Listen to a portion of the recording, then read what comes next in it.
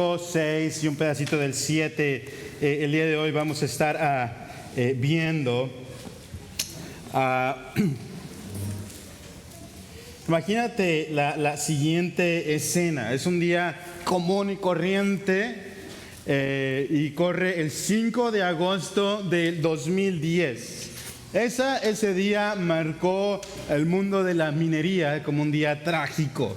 Ese día 33 mineros quedaron atrapados en el fondo de la mina a 700 metros bajo tierra.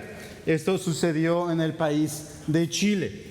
Ahora, imagina la angustia de estar 700 metros bajo tierra, sepultado sin poder salir. En la desesperación, la angustia, la oscuridad. Ahora, si recientemente ha sucedido, estás contrariado y te preguntas, ¿qué ha pasado el día de hoy? ¿Dónde estoy? Pero pasa un día, pasan 2 días, pasan 5 días y no ves luz, no tienes comida, no tienes alimentos y estás empezándote a desesperar. Seguramente sentirás que después de 16 días nunca serás rescatado. Y vienen a tu mente preciosos momentos de tu vida en el cual has estado con tu familia, con tus hijos, con tu esposa. Y nunca más volverás a ver a ellos. A veces nos sentimos así, cuando Dios no nos ha rescatado. Parece que nunca volveremos a ser los mismos. La opresión y el sufrimiento marcan nuestra vida cuando aún no hemos experimentado el rescate de Dios. Y nos sentimos angustiados, desesperados, con tristeza, con dolor, porque aún no hemos sido rescatados. Piensa en el dolor de una madre al ver a su hijo en una tremenda enfermedad. Y ver y que le diga a un doctor, tu hijo no tiene cura. Tu hijo va a tener esta enfermedad por toda su vida. Eso es angustiante. Y parece que Dios no me ha rescatado. ¿Qué tal el dolor de un llamado al pastorado y ver que la gente no atiende el mensaje? Y predicar continuamente y vivir una vida de integridad y que la gente no responda al llamado que Dios le ha dado a predicar. O cuando hemos sido llamados a ser padres o maestros de la escuela dominical y mis hijos, mis oyentes en la escuelita bíblica no quieren saber nada del evangelio. En cambio, rechazan, están en rebeldía y aman el mundo y persiguen el mundo. Ahora, yo no sé cuál es tu llamado, pero cualquiera que haya sido tu llamado, porque no todos hemos sido llamados a ser pastores, maestros, pero cada quien tiene su llamado en cada área de la vida, en su niñez, en su juventud, aún en su adultez, o tal vez en aquellos invierno de la vida. Y vas al Señor en oración y le dices, Señor, ¿qué está pasando? Señor, esto cada día se pone peor. El día de hoy vamos a ver lo siguiente, porque el yo soy todopoderoso te ha librado. Y ahora, yo no quiero hablar en plural, hermanos, porque muchas veces lo aplicamos mucho a la vida individual, pero yo también quiero hablar hoy a la iglesia en general, nosotros como iglesia. El Señor nos ha librado y rescatado. Por lo tanto, nosotros como iglesia persistamos en su llamado.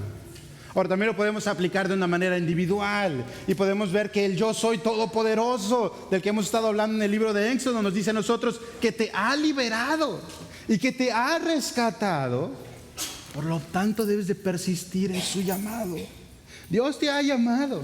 ¿Recuerdas ese llamado? Tal vez ese día que Él te llamó al ministerio, a estar casado, a ser abuelo, a obedecer a tus padres. Cualquiera que te haya llamado, ese día fue lindo y precioso y hermoso. Y tal vez ahora ves que ya nada es lindo, nada pinta de color de rosa y parece que Dios no te ha rescatado. El día de hoy veremos que Dios nos libra y que nos rescata y que Dios ha prometido rescatarnos, sí, hermano. Mi querido hermano y amigo, oh sí, Él ha prometido rescatarte.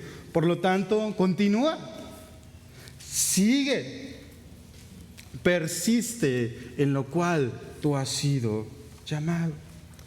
Ahora, la pregunta del día de hoy es: ¿qué hacemos cuando Dios aún no nos ha rescatado? Porque se siente a veces que Dios no te ha rescatado. Y parece que estás en el fondo de la mina como estos 33 mineros y todos los días es un agosto, ¿no? En el cual se ha caído y estás en el fondo de la mina sin comida, te sientes desesperado, claustrofóbico, en el cual ya no tienes fuerza y tú mismo nunca te vas a poder rescatar.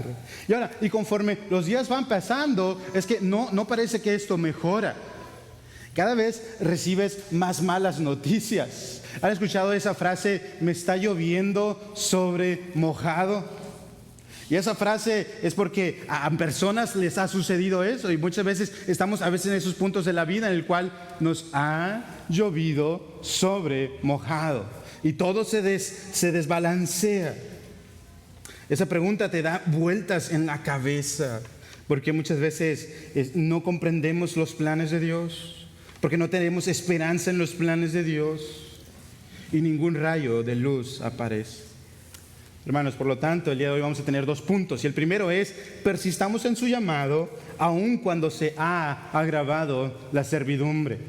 Persistamos en su llamado, aun cuando se ha agravado la servidumbre. Ahora, vamos a poder estar en todos los detalles del capítulo 5, 6 y 7, pero yo le pedí a los ancianos que si podíamos ver los 3 capítulos, ahora va a ser hasta el capítulo 7, versículo 7, porque si terminamos en el 5 vamos a terminar con mucha desesperanza.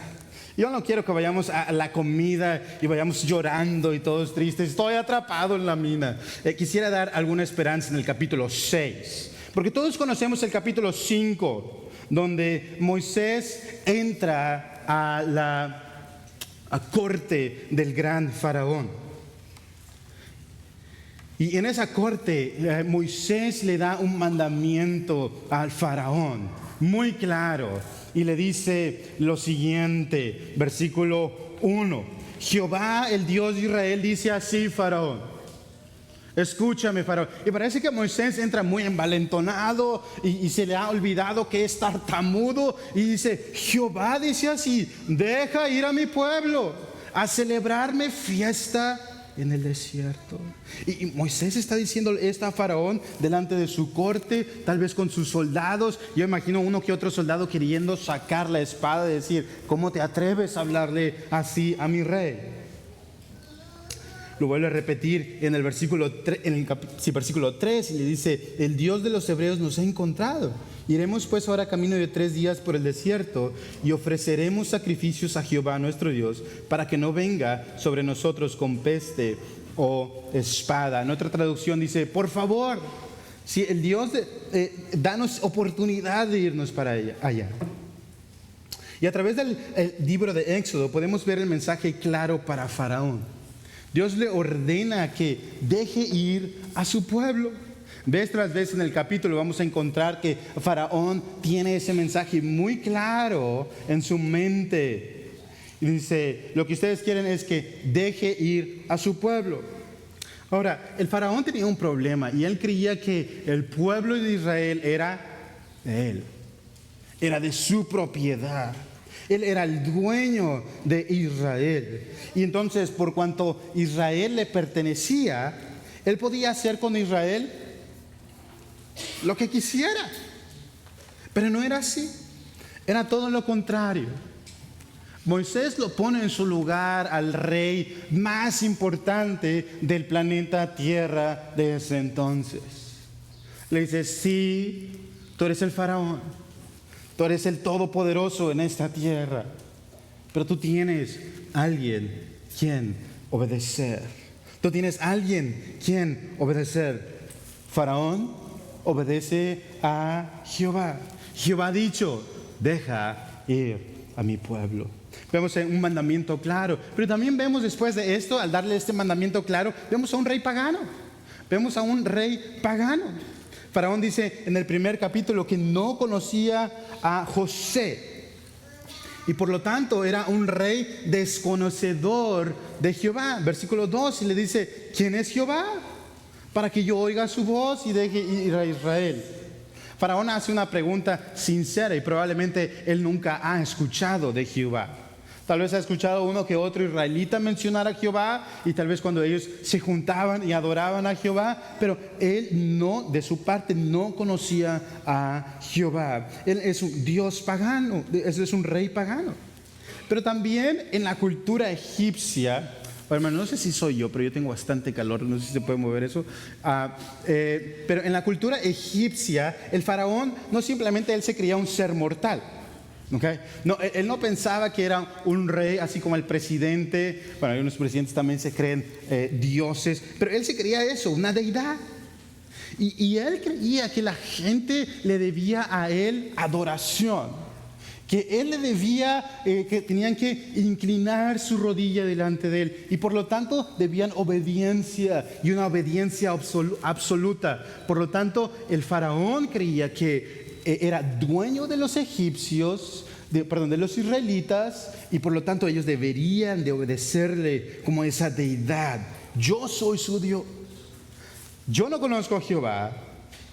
Yo no vengo, ellos pensaban que eran como descendientes de los mismos dioses.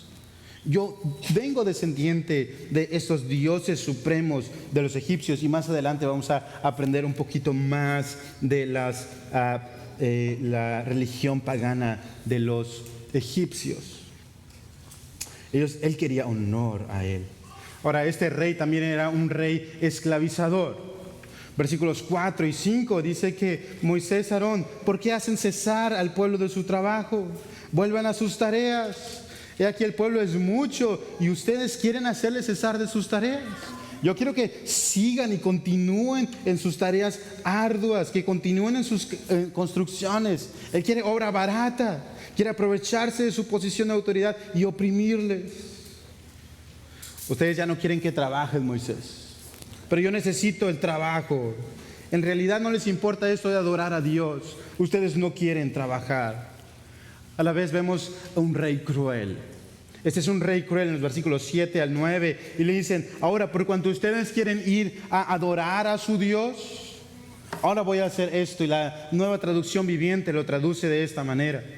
Ese mismo día el faraón dio la siguiente orden a los capataces egipcios y a los jefes de cuadrilla israelitas: ya no les provean paja para los ladrillos, hagan que ellos mismos vayan a buscarla, pero exíjanles que sigan fabricando la misma cantidad de ladrillos que antes. Ahora sí se lo decía con burla o con una especie, gracias Sebastián, con una especie de risita por ahí, y no reduzcan su cuota. Son unos perezosos. Por eso claman: déjanos ir a ofrecer sacrificios a nuestro Dios. Cárguenlos con más trabajo, háganlos sudar. Así aprenderán a no dejarse llevar por mentiras. Eso es lo que decía el faraón. Háganlos sudar, cárguenlos con más trabajo. Era exigente. Él les estaba acusando de una mentira, que los israelitas habían servido a Egipto de una manera fiel por 400 años. Nunca se habían quejado. Ahora, parece que habían tenido buenos faraones en la anterioridad, antes que ellos que se levantara un faraón que no conocía a José. Háganlo sudar. Y al final dice que así no se dejarán llevar por sus mentiras. Pero el faraón era el mentiroso. Este rey desconocedor, esclavizador y cruel también era un rey incongruente. Pues no se ha sentido hacer lo que sigue en el versículo 14. Dice: y azotaban a los capataces de los hijos de Israel, que los cuadrilleros de Faraón habían puesto sobre ellos, diciendo: ¿por qué no habéis cumplido vuestra tarea de ladrillo, ni ayer ni hoy, como antes? Ahora, por más, esto no hace sentido. Para la fabricación de los ladrillos, ellos necesitaban la paja. Ahora, yo no soy arquitecto y tampoco albañil, pero ahorita estamos construyendo algo en el trabajo. Y el albañil trabaja nadie es albañil, ¿verdad? Aquí. Pero el albañil trabaja de esta manera. Cada día me manda una lista y me dice, lo necesito para hoy. Y yo le digo, oye, espérate, compadre, yo no puedo traerte, no puedo traer, el esclavo soy yo del señor albañil. Entonces me dice, me tienes que traer todas estas cosas y consíguelas. Ahora, imagínate que yo le diga, ¿sabes qué? Yo no te voy a traer eso. Y a ver cómo le haces. Pero tienes que hacer la misma cantidad de trabajo y yo no te voy a traer ni arena, ni cemento, ni varilla. Y échale ganas. Más o menos eso es lo que le está diciendo el faraón aquí. Le está diciendo, ok, yo no te voy a traer los elementos esenciales, pero quiero lo mismo. Ponte a trabajar. El mejor sistema de producción, aunque ellos tuvieran el Lean Factory o el Black Belt en producción, sería absurdo pensar que ellos puedan continuar con la producción cuando tienen que buscar ahora la paja. Era un rey incongruente. Era un rey pagano. No buscaba a Jehová. No sabía de Jehová. Y por lo tanto así actuaba. Porque no conocía a Dios. Obraba como esclavizador, como cruel y como incongruente. Ahora, a raíz de esto, sucede que ahora tenemos un pueblo contrariado. Tenemos un pueblo contrariado, versículos 15 al 23. Y pasan de la emoción del final del capítulo 4. Y recuerdan que dice el capítulo 4 al final. Dice, y el pueblo creyó. El pueblo creyó. Y oyendo que Jehová había visitado a los hijos de Israel y que había visto su aflicción, ¿qué hicieron? Se inclinaron y adoraron. Ellos ahora estaban adorando a Dios porque por fin les iban a rescatar. Por fin iba a pasar algo milagroso en la vida de los israelitas. Y ahora ellos pasan de la emoción del capítulo 4, versículo 31, a la miseria de los versículos 17 y 18. Escuchen la terrible noticia que provocó que Moisés fuera con el faraón. Y dice, ¿por qué lo haces así con tus siervos? No se da paja a tus siervos y nos pides hacer ladrillo. Versículo 17, y eso es lo que le dice Faraón. Estáis ociosos, sí, ociosos. Y por eso decís, vamos y ofrezcamos sacrificios a Jehová. Otra vez esa misma frase, continuamente está repitiendo la frase que ha traumado al rey Faraón. Id pues ahora y trabajad. No les daré paja y no habrá de entregarla. Y van a tener que entregar la misma tarea de ladrillo. Entonces, versículo 19, recuerden esas palabras en nuestros grupos pequeños. Entonces, los capataces de los hijos de Israel se vieron ¿en qué? En aflicción. Y pasan de la emoción a la miseria. A decirles, no se disminuirá nada de vuestro ladrillo, de la tarea de cada día. Ahora, ellos están tristes y afligidos por esa noticia, pero de repente al salir, ellos se encuentran a Moisés y a Aarón. Y dice, aquí están nuestros culpables. Ellos nos han hecho sufrir. Se habían olvidado que el faraón era el cruel, que era este rey incongruente, que era un rey esclavizador, pero dicen ellos, ustedes son los culpables. Mire Jehová sobre nosotros y juzgue. Aún apelan a Dios y dicen, pues nos habéis hecho abominables delante de Faraón y de sus siervos, poniéndoles la espada en la mano para que nos maten. Moisés, nos venías a libertar, venías a darnos vida, pero ahora lo que has hecho ha sido todo lo contrario. Por tu culpa nos van a matar. Por tu culpa nos van a matar. Y pasan de la emoción y de la adoración a Dios a la mismísima miseria y la muerte. Ahora la servidumbre se ha vuelto insoportable. La servidumbre se ha vuelto insoportable. Que el Señor los juzgue y los castigue. Ustedes nos han hecho así. Hace semanas pensaban en la libertad, pero ahora han visto la muerte y ven sus propias tumbas. Por lo tanto, este pueblo contrariado no solamente son los ancianos de Israel, sino también ahora el líder de Israel. Y Moisés tiene preguntas existenciales.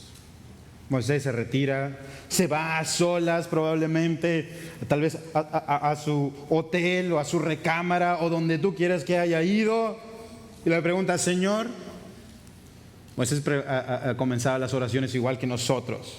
Señor, ¿por qué afliges a este pueblo? ¿Para qué me enviaste?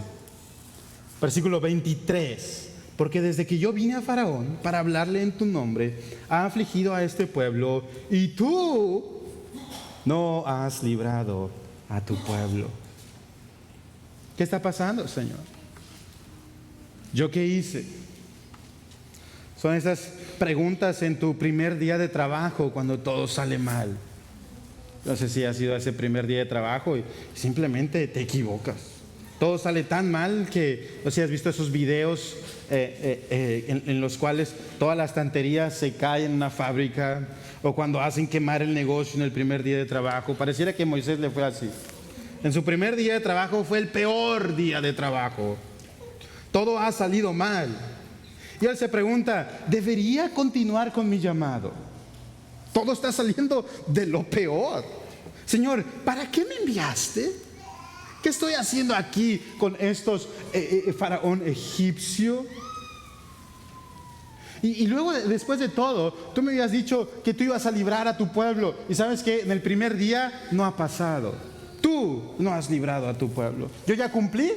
Yo ya vine, le prediqué al faraón y le dije lo que tú me habías dicho. Y lo que yo esperaba es que el faraón dijera, claro que sí, Moisés, adelante, llévate a mi pueblo, ayúdate a tu pueblo. Tú así debiste haber respondido. A veces somos como Moisés.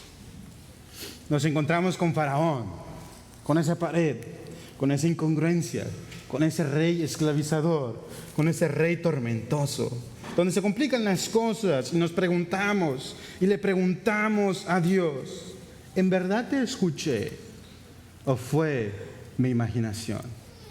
Tal vez cuando ha pasado algunos días, cuando estás en la universidad.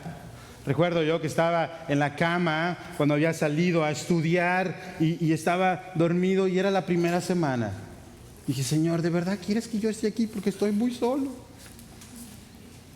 Tal vez eso ha sido en tu matrimonio. Y después de una semana de casados digas, ¿qué estoy haciendo con este señor aquí? Ronca mucho. Y nos sentimos atrapados y contrariados. Tu ministerio con los niños y el primer día todo sale mal. Parece ir de mal en peor. Si tú tienes un ministerio con las personas comienzan a cuestionarte. Y te preguntas, ¿qué hacemos? Y hemos pasado de la emoción a la mismísima miseria. Y nuestro llamado, nuestro ministerio se ha vuelto insoportable. Cualquiera que haya sido tu llamado. Ahora, yo no conozco a cada uno de ustedes, pero el llamado para los de acá, los de en medio, para el llamado para los del lado izquierdo. Todos tenemos un llamado en la iglesia. Todos hemos sido llamados a predicar la palabra de Dios. ¿Qué pasa cuando nos cierran las puertas? Todos hemos sido llamados a congregarnos. ¿Qué pasa cuando vemos que otros no se están congregando? ¿Qué pasa en el desánimo? ¿Qué pasa cuando otros vemos que, o nosotros mismos ya no tenemos sed ni amor por la palabra de Dios? ¿Qué pasa cuando ha sido también el llamado de mi esposo y se me hace difícil como esposa? ¿Qué hacemos cuando aún Dios no nos ha rescatado? Nos sentimos como esos mineros que están en el fondo de la mina y han pasado días y no han podido ver la luz. Se sienten casi muertos. Ahora, capítulo 6 es algo que casi no nos concentramos en este capítulo. Y vamos a ver que debemos de persistir en su llamado, anclados en sus promesas. Anclados en sus promesas. Tú y yo debemos de persistir en el llamado para el cual Dios te ha dado a cada uno de nosotros, ¿sí? Pero debemos estar anclados en sus promesas. Debemos estar firmes en lo que ya hemos escuchado, en la vieja historia, en lo que ya cada día se nos predica. Y hermano, hoy yo venía y decía, ¿qué voy a predicar? Algo nuevo el día de hoy. ¿Sabes? No voy a predicar nada nuevo. Todo ya lo has escuchado. Tú si has tenido aquí 2, 3 años, lo hemos repetido domingo tras domingo. Por eso debemos de persistir en su llamada, anclados en sus promesas. Y volvemos a la iglesia para recordar sus promesas. Ahora, decimos que este capítulo 6, casi no nos concentramos en este capítulo. Recordamos mucho el versículo, capítulo 5, porque lo hemos visto en películas tal vez. Yo no sé si veían ustedes la película en Semana Santa de, ¿cómo se llamaba? Los 10 mandamientos. Siempre la pasaba en Semana Santa y me encantaba a mí verla con toda la familia. Y veíamos este capítulo, el capítulo 5, pero nunca sale el capítulo 6. Nunca sale el capítulo 6. Nos quedamos con las malas noticias. Pero creo que la historia de Moisés debería ser de los más conocidos. ¿Por qué? Porque en este capítulo vamos a encontrar poder. Porque en este capítulo vamos a encontrar combustible. Porque en este capítulo vamos a encontrar descanso, ya que hay aguas y pastos verdes para el pueblo de Dios. Ahora persistamos en su llamado, anclados en sus promesas, porque también tenemos a un Dios de respuestas contundentes. Tenemos un Dios de respuestas contundentes. Y el Dios Jehová de los israelitas es un Dios de respuestas contundentes. Aunque Dios no debería contestar, Él contesta. ¿Por qué? Porque Él es paciente. Por cómo es Él. Porque Él es bueno. Y Jehová revela a Moisés y le responde en sus dudas, aún en sus acusaciones, cuando ha terminado su oración. Y no termina, Señor, que se haga tu voluntad, como nosotros a veces terminamos. Nosotros terminamos muy bonito con Dios nuestras oraciones. Qué bueno eres, Señor, confío en tu soberanía, que se haga tu voluntad. Y nunca terminamos como Moisés, y tú no me has liberado. Así terminó Moisés. Y Jehová le responde y le dice, ahora verás lo que yo haré, Faraón. Moisés, tú vas a ser testigo de mi poder, de lo que yo voy a lograr con el faraón. Jehová tiene un plan para librar a su pueblo. Dios sabe lo que le pasará. Verás mi fuerza, Moisés. Me conocerás. El faraón, él va a dejar salir a mi pueblo. Es más, ¿sí?, él mismo lo va a hacer. El pueblo no conocía en la intimidad a Dios, ni Moisés mismo. Muchas veces no vemos lo increíble que es Dios y Moisés no estaba viéndolo. Ahora, ¿por qué Jehová tiene que contestar a esta oración del pueblo? ¿Será porque el pueblo es muy bueno? ¿Será porque el pueblo ha sido bueno en adoración? Nunca se ha apartado de los caminos de Jehová. Ha sido un pueblo justo, santo. Ese pueblo ha caminado en integridad. Pues vemos todo lo contrario en la historia del pueblo de Israel. Y Jehová contesta, porque Jehová tiene un pacto por lo cual librar a su pueblo. Es por Él mismo, por su propia palabra, que Jehová contesta al pueblo de Israel. Y porque Jehová va a librar a su propio pueblo. Y Jehová comienza platicando la historia del pueblo de Israel a Moisés. Moisés, un día yo me aparecí a Abraham, a Isaac y a Jacob, y me revelé a él como Dios omnipotente. Y la traducción también puede ser como El Shaddai, el Dios todopoderoso. Y se hizo un pacto con cada uno de ellos. ¿Y qué les prometió? Sabemos la historia del Génesis, que les prometió una descendencia, un lugar para que ellos podrían disfrutar en la tierra, en los cuales ellos podían estar en paz. Y Jehová contesta estas preguntas de Moisés y sus acusaciones a Moisés, recordándole su pasado, recordando sus promesas y afirmando su llamado. Hermanos, Jehová tiene un plan. Y tiene un plan porque Él tiene un pacto con nosotros, con su pueblo Israel, por lo cual iba a librar a su pueblo. Y también Jehová es un Dios de respuestas contundentes porque Jehová se compadece de la aflicción de su pueblo. Mira el versículo 5. Asimismo, yo he oído el gemido de los hijos de Israel, a quien hacen servir los egipcios, y me he acordado de mi pacto. Dios conoce las aflicciones de su pueblo desde todos los años. Conoce ahora lo que ya no les están dando ladrillo. Y Él recuerda y sabe de su pacto y no se ha olvidado. Dios no se olvida de nosotros tampoco. Jamás se ha olvidado de ti y jamás se ha olvidado de mí. Gloria a Dios. Jehová no se olvida de su iglesia. Aunque parezca que estamos en el fondo de la mina, aunque parece que Dios se ha olvidado y no nos ha rescatado, Jehová no se ha olvidado de nosotros, porque Él ha hecho un pacto y se acuerda de su pacto continuamente. Y no como nosotros, que olvidamos nuestro llamado, olvidamos que sí verdaderamente hemos escuchado la voz de Dios y olvidamos sus promesas. También Dios aparte de ser un Dios de respuestas contundentes, Él es un Dios de planes llenos de amor. Jehová es un Dios de planes llenos de amor, versículos 6 al 8. Y vemos en esos 3 versículos que Él muestra su amor al sacarlos de las tareas pesadas. Él tenía ese plan, un plan lleno de amor para ellos, para sacarlos de las tareas pesadas. Él también quiere mostrar su amor, comprensión y cuidado al tomarlos como un pueblo y hacerlos suyos.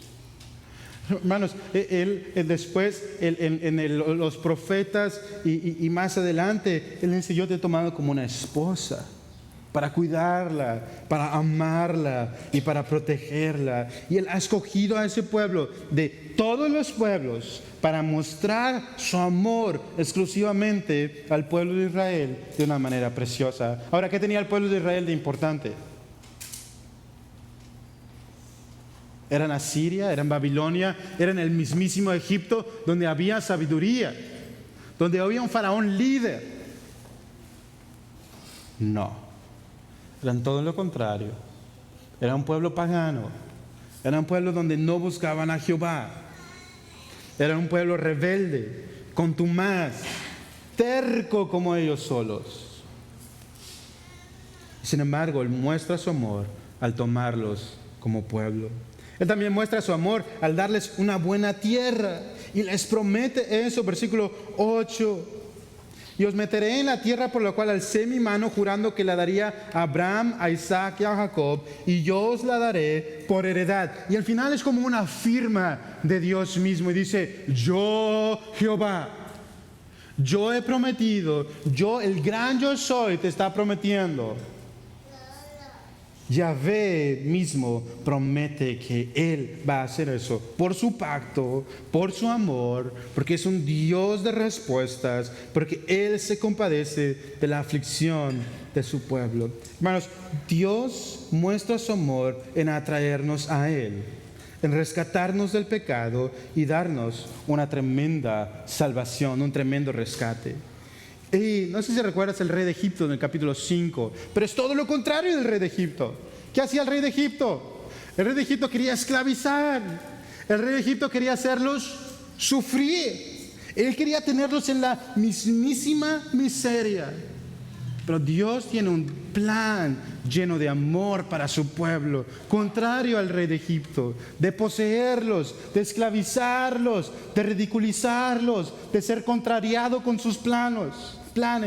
Los planes de Dios son llenos de amor, de cuidado, de protección, de hacerlos su pueblo y de bendición para ellos. Y darles una tierra no para esclavizarlos, sino para que se fructificaran, se multiplicaran y vieran la bondad de Dios. Dios muestra su amor para este pueblo. Hermanos, ha sido así lo mismo con nosotros.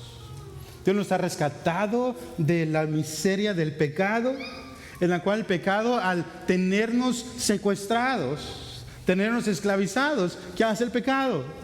Te tira, te mata, te enmudece, nos hace tontos. Y sus planes son contrariados. No sirven, no ayudan, no prosperan. Es todo lo contrario, aunque parezca que estamos prosperando y animándonos. El pecado te hace sufrir, el pecado te hace tenerte en miseria. Sin embargo, Dios presenta un plan maravilloso para nuestra vida. Un plan maravilloso para nuestra vida. Y no es que se acaban los sufrimientos el día de hoy. No, porque están ellos en el fondo de la mina y parece que están sufriendo. Pero Él tiene un plan maravilloso en Cristo Jesús, en que Él mandó también a un libertador, nacido en una cuna igual de madera como Moisés, de arcilla, y está allí en el pesebre y vive una vida santa, buena, amorosa, vive una vida llena de poder en el Espíritu Santo, y después muere en una cruz por tus pecados y los míos. Porque este Rey de amor tiene un plan de amor para su pueblo, de rescatarlos, de redimirlos y de cuidarlos. Ese es Jesús. Ese es Jesús, en el cual tú puedes encontrar liberación de tu alma, en el cual puedes ser rescatado. Y Él te rescata, aun cuando parece que no está haciendo nada. Vemos un Dios de plan llenos de amor, y también vemos un pueblo al final que no escucha. Después de tener este maravilloso evangelio predicado por Moisés, que había sido prometido desde hace muchos años, había sido también prometido a Abraham, a Isaac, a Jacob, de una descendencia en la cual iban a brillar y por ellos iban a ser bendecidas las naciones en Cristo Jesús. Este pueblo no escucha. Capítulo 6, versículos 9 al 13. Dice: de esta manera habló Moisés a los hijos de Israel, pero ellos no escuchaban a Moisés a causa de la congoja de espíritu y de la dura servidumbre. Después de dar la misma palabra de Dios, ellos no podían ver más allá. ¿Por qué? Su esperanza estaba en el presente. Porque ellos no podían escuchar a causa de su congoja de espíritu. ¿Se acuerdan cuando ellos escucharon, los capataces de Israel, cuando ellos escucharon que el rey de Egipto ya no les iba a dar paja? Se afligió su espíritu. Y esa noticia terrenal les trajo aflicción a su alma. Y de la dura servidumbre, de los latigazos tal vez, yo no sé si les daban latigazos, pero probablemente como esclavos, de la poca comida que ellos pudieran tener. La esperanza estaba puesta en el presente. El pueblo tenía un puesto en el presente, un pueblo que no escucha. Y también tenía la esperanza puesta en los defectos físicos. Versículos 11 al 13. Entra y habla a Faraón, rey de Egipto, que deje ir de su tierra a los hijos de Israel. Y respondió Moisés delante de Jehová: he aquí, los hijos de Israel no me escuchan. Parece que están sordos, Dios. ¿Sabes? No me escuchará Faraón, siendo yo torpe de labios. Entonces Jehová habló a Moisés y a Aarón y les dio mandamiento para los hijos de Israel y Faraón, rey de Egipto, para que sacasen a los hijos de Israel de la tierra de Egipto. El mismo Moisés dice: Señor, yo ya no puedo. Manda otro. Yo soy torpe de labios. Algunos lo traducen como: soy incircunciso de labios. Yo no soy apto para esto. Manda otro. Manda uno bueno. Mira, aquí en el pueblo de Israel hay muchos buenos. Ellos harían mejor trabajo que yo. Un pueblo que no escuche, después de haberse sido presentadas estas buenas nuevas, estos planes de Dios llenos de amor. Ahora, y después de nosotros como mexicanos, tenemos en el versículo 14 en adelante, hasta el versículo 25, y le preguntamos a Moisés, decimos: a ver, Moisés, ¿y luego qué dices? estos son los jefes de las familias de sus padres. Y viene una genealogía. Es alto ahí, Moisés. ¿Por qué tienes una genealogía en medio de una historia tan interesante? ¿Por qué no vamos otra vez al palacio y ya pones la vara de Aarón donde se anda haciendo culebra? Yo quiero ver eso. ¿Por qué me paras la película y me empiezas a contar sobre la genealogía? ¿A mí qué me importa? Bueno, eso diríamos como mexicanos, pero para él, recuerda que están probablemente en el monte escuchando de cómo fue librado el pueblo de Israel. Y no había, todos tenían Biblias en sus, imagínate Moisés compartiendo las buenas nuevas de cómo ellos fueron rescatados de Egipto, y ellos no eran como que tenían Biblias y recordaban, a ver, ¿quién es este Moisés? Ah, sí, ¿verdad? ¿Y cómo fue esto? No, ellos no tenían nada de eso, no tenían el Génesis, no tenían nada de esas cosas. Y la genealogía se usa para diferentes factores. Y ahora, cuando te topes con una genealogía, no simplemente vayas a la genealogía y digas, bueno, estos nombres son para escoger nombres para mis hijos, pero ahorita yo estoy soltero, no los voy a leer. La genealogía sirve para las siguientes cosas, y esto venía en un comentario. Y dice, es para conectar a Aarón y Moisés al pueblo de Israel. Perdón por las letras microscópicas. Era para conectar a Aarón y al pueblo de Israel, y ellos tuvieran una conexión con el pueblo de Israel, y vieran que ellos eran parientes de ellos. Ahora, termina con fines para conectar con futuras generaciones, y después de ahí va a haber otra futura genealogía en el libro de Jueces. Identifica también a Aarón con el sacerdocio.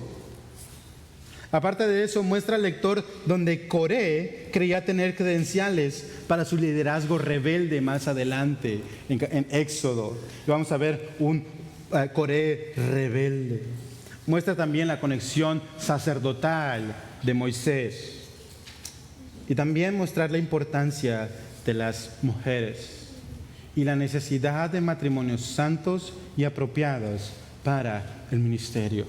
Todo esto está en la genealogía. Y podemos ver los fines de una genealogía para hacer conexión, para ayudar a los israelitas a saber quiénes eran ellos, quiénes eran sus líderes y para dónde iban. Ahora, después de eso, ellos iban a entrar a una parte muy importante. Y del versículo 26 al capítulo 7, versículo 7, es un recordatorio de todo lo que ha pasado. Deja en pausa después de la genealogía, es como esos comerciales de televisión, y otra vez vas y te sientas al sillón y vuelves a decir, ok, bueno, play, dale, quiero saber qué pasa con la historia.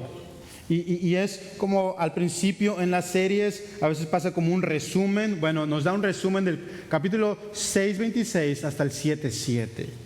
Y recordamos que algunos puntos muy claros que Moisés quiere dejar en claro para los oyentes. Y hay 3 puntos en esos. Y el primero es que Moisés quiere dejar muy en claro que el mandamiento de Jehová, versículo 26, es sacar a los hijos de Israel de la tierra de Egipto por sus ejércitos. Ese es el plan de Dios para los israelitas. Y no hay otro plan en el libro del Éxodo, que es sacarlos de Egipto. Y eso es lo que significa la palabra Éxodo, salida. Otra de las cosas de lo que se trata el libro de Éxodo y los primeros capítulos, se ha tratado de la excusa de Moisés, de lo inapropiado que era Moisés para ser líder. Moisés mismo escribe en su autobiografía que él desfallecía. Algunos cuentan las historias que Moisés pasó 40 años como pastor para aprender. Y tal vez puede ser en parte que Dios haya moldeado la vida de Moisés, podemos decir eso sin lugar a dudas. Pero Dios no escogió a Moisés porque ya estaba preparado, sino porque era torpe, porque era el peor para liderar una salvación tan grande. En las películas vemos un héroe grande en Moisés. Pero lo que vemos en el libro de Éxodo es un Dios grande, quien es el gran Yo Soy, el Shaddai. Y se necesita un Dios grande para rescatar a un pueblo torpe, necio de una nación grande y poderosa. Él es el que saca al pueblo de Israel de Egipto. Y también al final vemos que Dios obra a pesar de todo. Dios obra a pesar de todo.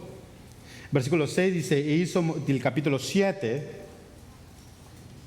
le dice, e hizo Moisés y Aarón como Jehová lo mandó, así lo hicieron. Y era Moisés de edad de 80 años y Aarón de 83 años cuando hablaron a Faraón. Y tú dices, ¿80 y 83? ¿Qué andan haciendo estos viejitos ahí? Perdón, nadie tiene 80 y 83, ¿verdad? Pero ¿qué andan haciendo estos hombres con bastón adelante del Faraón, intentando caminar? Bueno, en ese tiempo estaban mucho más fuertes que yo probablemente, pero ¿qué estaban haciendo ahí? Bueno, Dios obra a pesar de todo y con quien Él quiere. El plan de Dios se cumple y el plan de Dios se cumple siempre. El plan de Dios se cumple siempre. Ahora, ¿qué hacemos cuando Dios nos ha rescatado? ¿Qué hacemos cuando Dios nos ha rescatado, hermanos? John Bunyan decía lo siguiente, su propósito, el propósito de Dios, es la salvación del alma.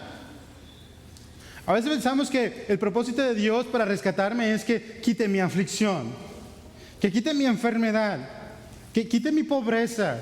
Por favor, que quite mi carro. ¿Cómo estoy sufriendo con ese automóvil que se poncha cada rato, que me deja tirado? Ese no es el propósito de Dios. Esos son algunos de los propósitos que Dios usa para trabajar en tu corazón. Pero Él disciplina y quebranta el corazón de cada hijo que recibe, y hay de aquel cuyo corazón Dios no quebranta. Dios está trabajando en la vida de sus hijos.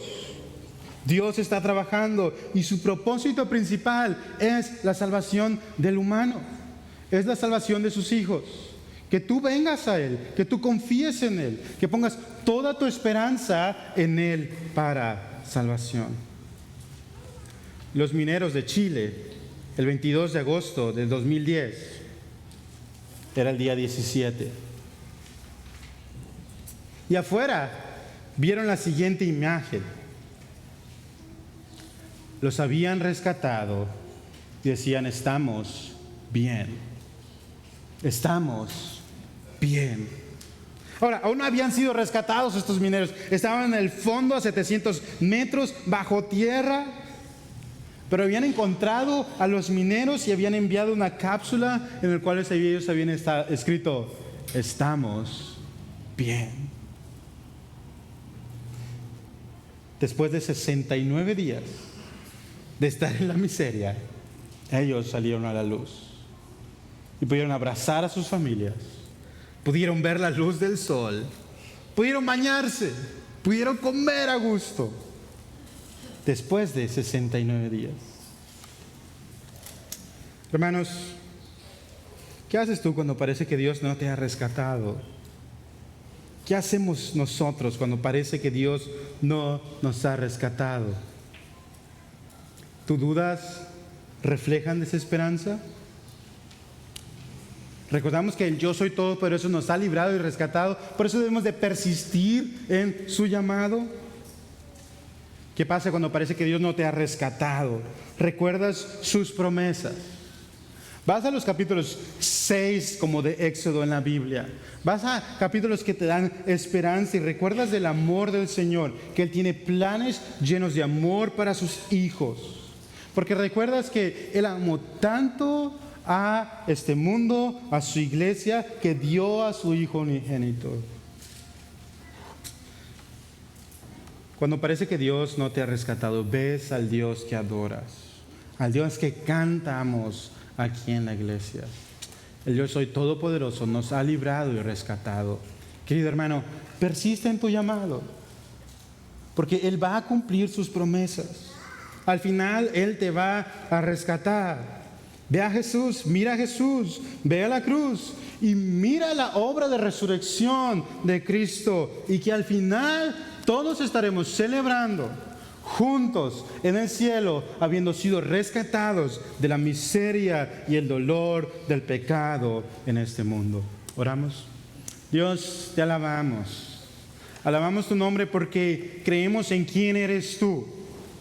Señor, vemos nuestras vidas ahorita y parece que estamos en el fondo de la mina, a 700 metros o a 700,000 kilómetros en el fondo de la oscuridad. Y no hay esperanza. Oh Señor, yo ruego por mis hermanos que ahorita se sienten sin esperanza, en los cuales hay un faraón cruel que trae desesperación, incongruencia, desaliento, fatiga, trabajo duro y esclavizante. Y en el correr de la vida estamos cansados y parece que no hay más esperanza. Oh Dios, meditamos en Éxodo capítulo 6, en el cual vemos un Dios de amor, un Dios lleno de planes, un Dios que ha hecho un pacto maravilloso con su iglesia, en el cual la iglesia al final triunfa, en el cual seremos vencedores y más que vencedores, en el cual Pablo nos dice que nos regocijemos en Jesús, porque hemos encontrado en Él nuestro sumo bien.